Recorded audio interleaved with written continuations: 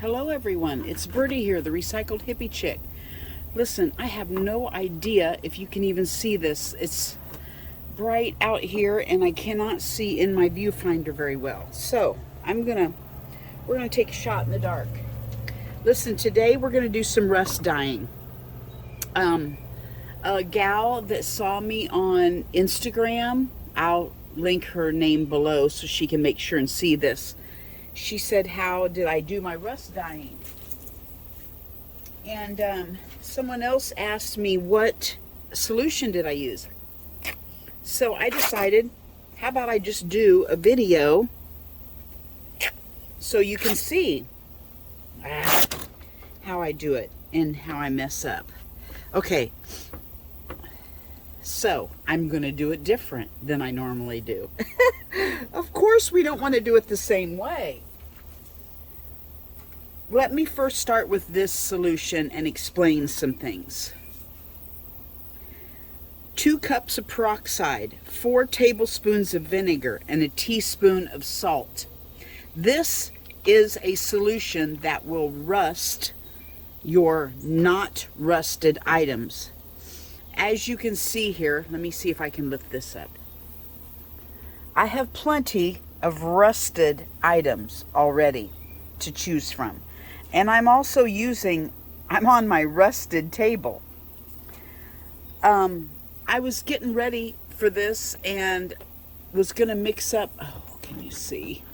Going to mix up my solution, and my husband said, what are you doing? And I said, I'm mixing up my rusting solution with peroxide and salt and vinegar. And he said, you don't need to rust your items. They're already rusty. I was like, okay. He said, just put some vinegar in your water and that'll help the rust that you already have release onto your, cloth or paper or whatever you're going to use.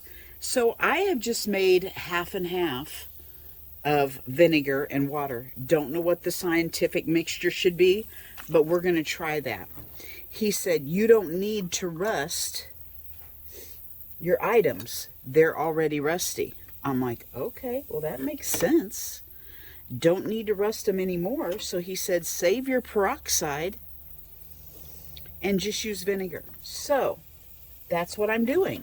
I'm going to layer some of my rusty bits in here. And first of all, I'm using cloth, just some old cotton or muslin or whatever you have. Wash it first so that it's got the sizing removed. They put a coating in there in materials. And so what I'm going to do is I'm going to put my cloth in here, saturate it, so that it can do its job. And then I'm going to kind of alternate. I'm going to kind of put some cloth in there, and then I'm also going to put some papers in there. And we're going to dye some paper also. You know what? I think I'm going to flip this over. I want to make sure I get both sides saturated. There we go. And we're just going to keep going.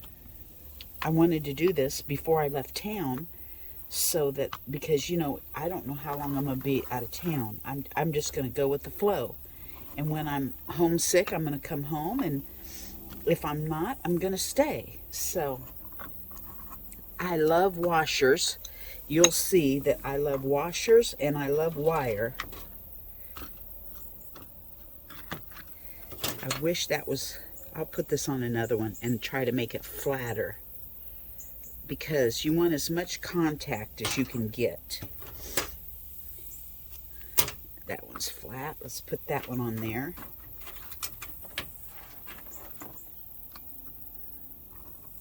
Okay, now let's put another piece of material on.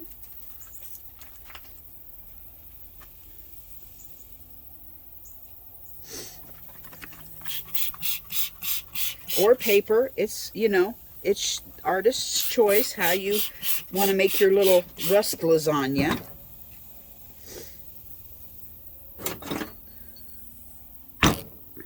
Got me a piece of chain and some, I don't know what these are, some type of metal beads. I just pick things up when I go to the junkyard with my husband. I pick stuff up out of my husband's driveway of his shop because he's the world's worst at keeping his area clean. To my advantage, I go up there and search for rusty bits.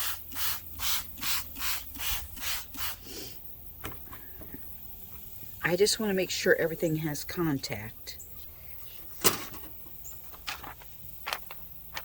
That chain is probably going to be, I don't know, might not give us very much contact with the chain. These are old file folder hangers that I rusted. And of course we have to have some washers in there. Did I get that other side wet? I don't think so. I did not.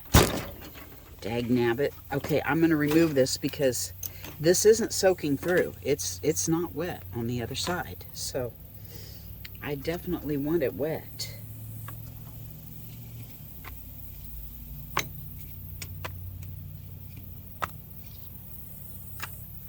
I definitely want this wire on there. There we go. Okay.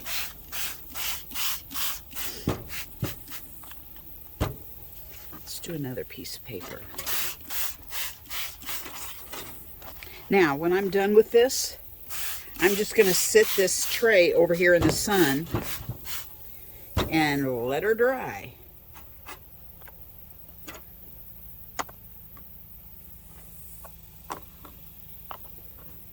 These are just little nuggets. My husband has a Piranha metal worker, and when he pokes a hole in metal, these are the little pokey holes that come out. So I just sit stuff out here on my rusty table and let it get rained on, and I spray it with my peroxide solution, and as it rains and does its thing, I just leave it out here all the time. And look, we're going to get some blue from those lines in that grid paper. That'll be cool too. No certain kind of paper in my world. You use what you have, and that's the beauty of it. Same with my eco printing. I just use what I have, and things come out beautiful or not.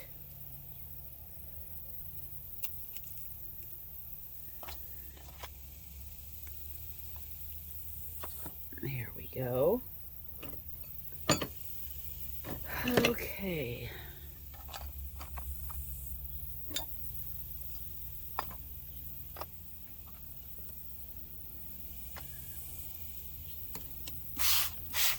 I'm going to put another piece of material on there.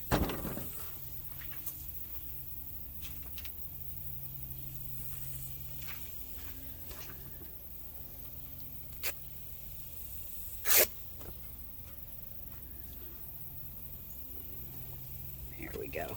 I'm not worried about doing both sides of this because I'm pretty certain it'll saturate and go through. See, I can see it sticking to the stuff on the bottom. Okay, I think this will be my last layer just to show you guys what we're doing. The flatter your rusty bits, the better in my world, because you want contact. I mean, these rusty bits I really love, but look how chunky they are. I sometimes just wrap material around that, just a piece of material by itself.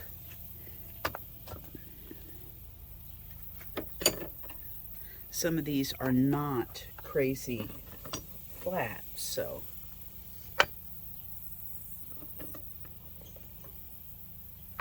Okay, there we go. I'm going to lay one more piece on there. I think we'll go ahead and just do paper, because I haven't done any paper yet. I mean, you know what I mean. I don't have any in the art room. I usually just do material. Okay, so since I have rust contacting the other side of that, I'm just going to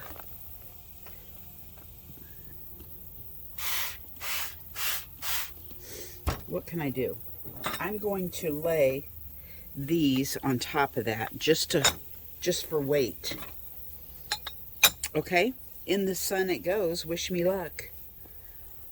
Thanks for hanging with me. Remember,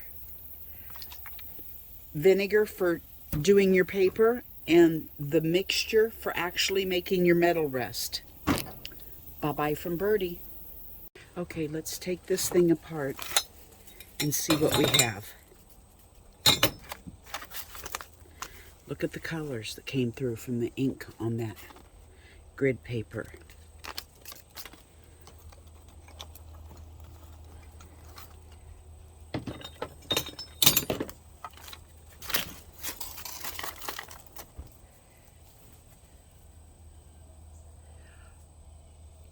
Pretty cute. I will have to say,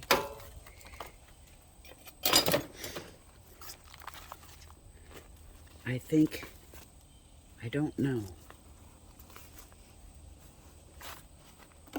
I can't tell enough to know whether I agree with the vinegar idea or not. I mean, it did rust. So, you'll just have to make your decision whether you want to use the peroxide mixture in your dyeing or not. I'm completely happy with the way it is.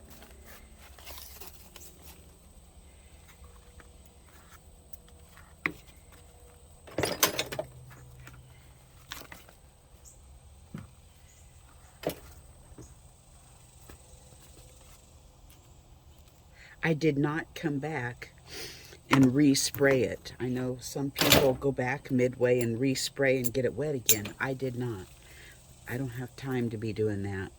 I just wet it once and put it out to dry.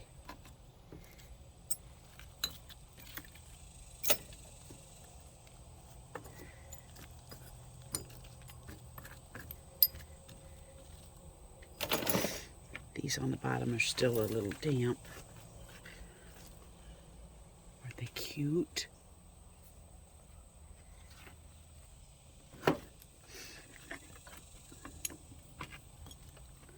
There you have it, you guys. Birdie's rust dyeing process.